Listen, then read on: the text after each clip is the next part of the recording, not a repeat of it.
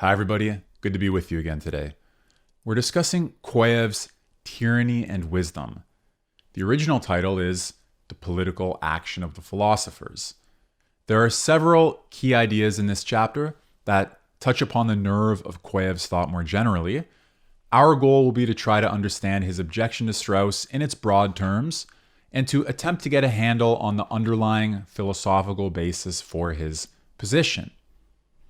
The underlying philosophical basis for his position is that, as he himself puts it, quote, being itself is essentially temporal and creates itself insofar as it is discursively revealed in the course of history. Page 152. A view that he opposes to the non-Hegelian theistic conception of truth, according to which, quote, being is essentially immutable in itself and eternally identical with itself, unquote. I hope that by the end of our time together, it will be roughly clear how the issue of the temporality or immutability of being relates to a debate about tyranny. It may not be obvious. To accomplish that, it'll be helpful to jump around a little and to approach the problem from various starting points and perspectives. Kojève believes that according to Strauss, Xenophon and Simonides present Hiero with a utopian teaching, a teaching that Hiero cannot realize or could not realize in his time. However, Kojève also believes that what was utopian then is not quite utopian now. A wise man can give a tyrant advice that it would be rational for the tyrant to follow, advice that is fully consistent with the philosopher's aims.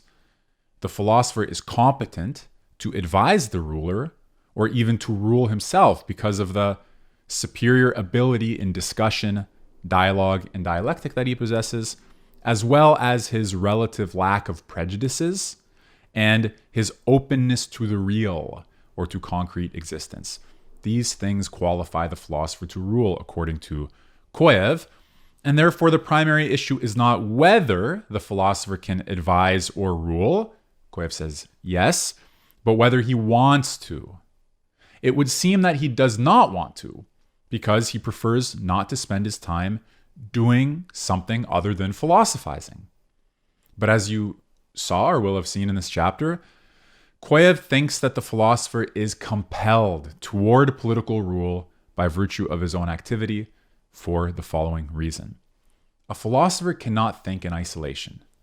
He needs to confirm his subjective certainties by discussing them. It's not enough for him to believe that he has had the immediate intuition of a truth or of the truth, because there are madmen who have had a similar belief, and there must be a criterion for separating wise men from madmen.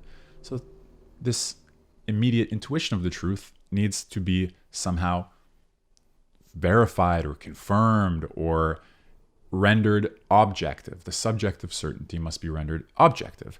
And this problem can't be solved by having a small circle of philosophical friends who can distinguish between normal and crazy thoughts or between what passes the test of discussion and what doesn't. A small circle has the tendency to become a sectarian and elitist closed society based around certain doctrinal prejudices, as Kojève discusses on page 155, prejudices that properly philosophical thinking would need to call into question, but does not question in the context of the sect. Moreover, the sect can be left behind by real political events if it does not pay attention to them. In short, the sectarian has to leave the small circle of friends and go to the city to communicate with a broader audience. But that's not the only reason why the philosopher is compelled to leave the relative isolation of apolitical existence. The philosopher, like all human beings in general, and like the tyrant specifically, according to Kojève, desires recognition. This is a key term of art in Kojève's thought. Kojève denies Strauss's contention that the philosopher can be satisfied only or primarily with the recognition of his admiration by a small group of qualified judges. Remember, Strauss had said, as we saw in the last discussions, the philosopher could be honored by a small group of competent judges. Here, Kojève says that it's entirely possible that the philosopher will be satisfied as the group of people who recognizes him grows in size. Okay, so for Kojève, yes, and for Strauss, no. The quantity of people, the maximizing, universalizing, the set of people who recognize the philosopher actually has an effect on satisfaction. So here are some passages from the bottom of 157 on that point. Quote, "To the extent that a man seeks recognition, he should do everything in his power to make the number of those worthy of recognizing him as large as possible, with which the philosopher does through pedagogy or education. Now, it's not clear," Kojève continues, "why the number of the philosopher's initiates or disciples necessarily has to be limited, or for that matter, smaller than the number of the political man's competent admirers. In short, the philosopher can't claim in advance of his pedagogical projects that only a small elite could ever understand him, because that's a prejudice, and the philosopher, almost by definition, should be free from prejudices. The philosopher is then driven to political action by the desire for recognition that comes from the project of philosophical pedagogy. And because pedagogy is, as a rule, a preserve of the state, the philosopher is driven to try to influence the state and the statesman to adopt his teaching. Philosophers tend, Kojève writes, to be attracted to tyrannical statesmen because it's easier for a tyrant to implement a philosopher's teaching than it is for a democratic government to do so. If the philosopher happens actually to be welcomed by the tyrant, so he wants his teaching to be implemented, he finds a tyrant who may be able to implement it, and the tyrant says, okay, the philosopher in Kojève's analysis here would eventually recoil from the necessities that the implementation of his teaching entail in practice, which run afoul of his conscience which had the benefit of not having been faced with action when it was merely engaged in theoretical discourse. So he says, look, if a philosopher was ever really accepted, taken under the wing of a tyrant, the philosopher would very quickly see morally that the gap between theory and practice is unbridgeable for him, and he would recoil from the political necessities. However, it's even more likely that the tyrant will not welcome the philosopher's reforms. The tyrant has no time for philosophy, and the philosopher has no time for the business of politics, for all the knowledge of current affairs that he would need to be able to advise the tyrant practically. In short, then, although the philosopher's activity drives him toward political action, such political action does not come about.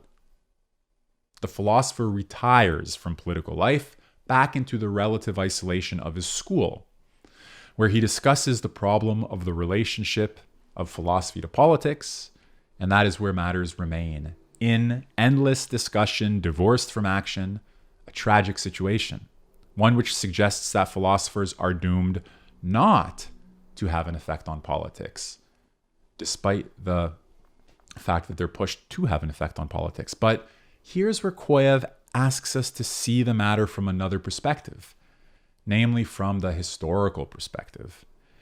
The philosopher does not want to advise the tyrant because he does not have time. He needs his finite time for philosophizing, not for the study of current affairs and the like. But that's the individual philosopher. The individual philosopher is constrained by his finite time and by the nature of his philosophical passion not to want to learn about current affairs and politics, and therefore there's this issue, but it's an issue at the level of the individual philosopher. Is the problem the same for the history of philosophy? Can history, or the succession and sequence of philosophers, solve the problem of time and its finitude, which arises on the individual scale? Kojève, following Hegel, says yes. History shows that philosophical ideas, as mediated by intellectuals, have been absolutely decisive in shaping political history. Two ideas in particular underlie the telos of political history.